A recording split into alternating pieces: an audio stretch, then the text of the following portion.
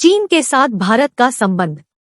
भारत और चीन के तनावपूर्ण संबंधों को हाल के चीनी उकसावों से बढ़ावा मिला है, जिसमें अरुणाचल प्रदेश में स्थानों के लिए नामों का आवंटन, भारतीय मीडिया कर्मियों को वीजा देने से इनकार करना और युद्ध की तैयारी पर राष्ट्रपति के वक्तव्य आदि शामिल है। इन घटनाओं ने चीन के इरादों के बारे में चिंता उत्पन्न की है और भारत को किसी भी स्थिति के लिए तैयार रहने की आवश्यकता है। इस संदर्भ में भारत की रक्षा तैयारियों की समीक्षा की जा रही है, जहां रक्षा संबंधी संसदीय स्थायी समिति ने सशस्त्र बलों के तत्काल आधुनिकीकरण की आवश्यकता पर बल दिया है। भारत चीन संघर्ष के प्रमुख कारण। विवाद। भारत चीन संबंध लगभग 75 वर्षों से संघर्ष और सहयोग के विभिन्न चक्रों से होकर गुजरे हैं। हाल में संघर्ष की सबसे गंभीर घटनाएं वर्ष 2020 में लद्दाख की गलवान घाटी में और वर्ष 2022 में अरुणाचल प्रदेश के तवांग में देखने को मिली। सीमा, वास्तविक नियंत्रण रेखा, line of actual control LAC के दोनों ओर के पर्यवेक्षक इस बात से सहमत हैं कि वर्ष 2013 के बाद से गंभीर सैन्य टकरावों की संख्या में वृद्धि हुई है। स्पष्ट सीमांकन का अभाव। भारत और चीन के बीच की सीमा अपने पूरे भाग में स्पष्ट रूप से सीमांकित नहीं है और कुछ हिस्सों में वास्तविक नियंत्रण रेखा पर कोई पारस्परिक सहमति भी नहीं है। लैक वर्ष 1962 के भारत चीन युद्ध के बाद अस्तित्व में आया। भारत चीन सीमा को 3 सेक्टरों क्षेत्रों में बांटा गया है। पश्चिमी क्षेत्र लद्दाख, मध्य क्षेत्र हिमाचल प्रदेश और उत्तराखंड, पूर्वी क्षेत्र अरुणाचल प्रदेश और सिक्किम। सोवियत संघ, रूस और संयुक्त राज्य अमेरिका सहित एक दूसरे के मुख्य शत्रुओं के साथ साझेदारी ने उन्हें रणनीतिक भागीदार बनने और रणनीतिक मामलों पर सहयोग करने से अवरुद्ध रखा है। चीन और भारत के बीच बढ़ते शक्ति अंतराल, जहां चीन की जीडीपी भारत की तुलना में 5 गुना अधिक है, ने भारत के लिए चीन के समक्ष झुकने का संकेत दिए बिना किसी भी सामंजस्य के निर्माण को कठिन बना दिया है। बुनियादी ढांचे के निर्माण ने विशेष रूप से तिब्बत में एक ऐसी सुरक्षा दुविधा को जन्म दिया है जिसमें सैन्य संबंध एक ऐसे सर्पिल या पेंचदार स्थिति में चले जाते हैं जहां एक पक्ष या दोनों पक्ष युद्ध के लिए प्रेरित हो सकते हैं। सीमा विवाद समाधान तंत्र क्या रहा है?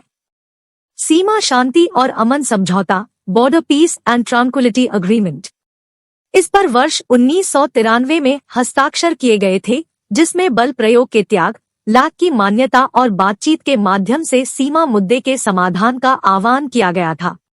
लैक पर सैन्य क्षेत्र में विश्वास निर्माण उपायों पर समझौता, the agreement on confidence building measures in the military field along the LAC, इस पर वर्ष 1996 में हस्ताक्षर किए गए थे, जिसमें लैक पर असहमति को हल करने के लिए गैराक्रांतता, बड़े सैन्य आवागम की पूर्व सूचना देने और मानचित्रों के आदान प्रदान करने की प्रतिज्ञा की गई थी। सीमा रक्षा सहयोग समझौता, बॉर्डर डिफेंस कोऑपरेशन अग्रीमेंट, इस पर वर्ष 2013 में देपसांग घाटी घटना के बाद हस्ताक्षर किए गए थे। रक्षा संबंधी संसदीय स्थायी समिति की रिपोर्ट में क्या कहा गया है? भारत चीन के बीच किसी भी संघर्ष में भारतीय वायुसेना की निवारक और आक्रामक शक्ति अत्यंत महत्वपूर्ण होगी। सरकार को सेना को तैयार स्थिति में रखने के लिए बिना समय गंवाए अत्याधुनिक 5वीं पीढ़ी के लड़ाकू विमान खरीदने पर विचार करना चाहिए।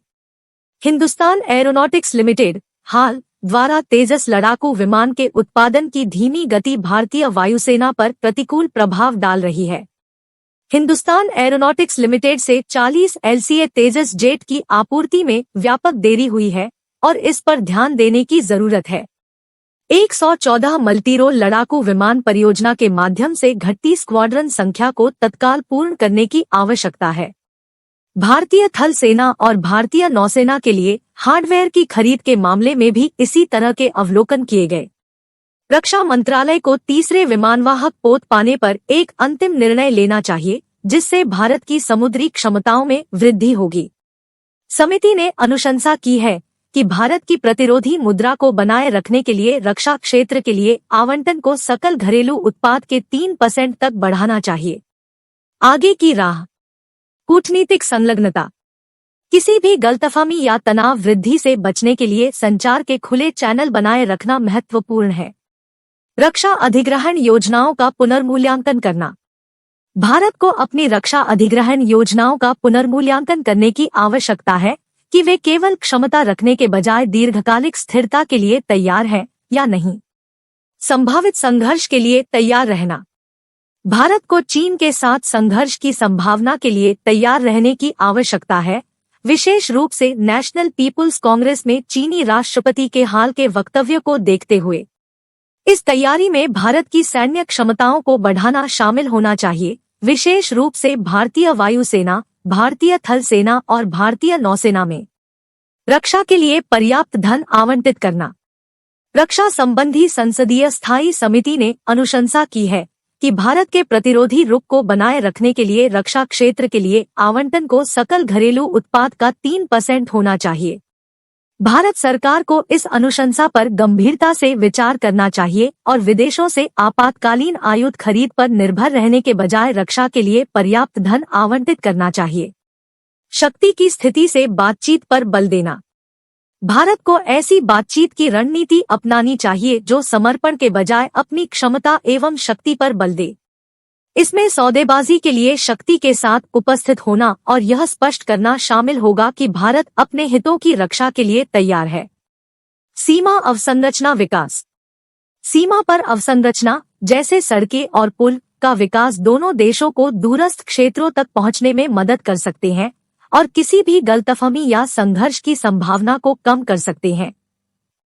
अभ्यास प्रश्न। रक्षा संबंधी संसदीय स्थायी समिति की हाल की टिप्पणियों के आलोक में चीन की बढ़ती सैन्य महत्वाकांक्षाओं का मुकाबला कर सकने के लिए भारत की तैयारियों का आलोचनात्मक मूल्यांकन करें।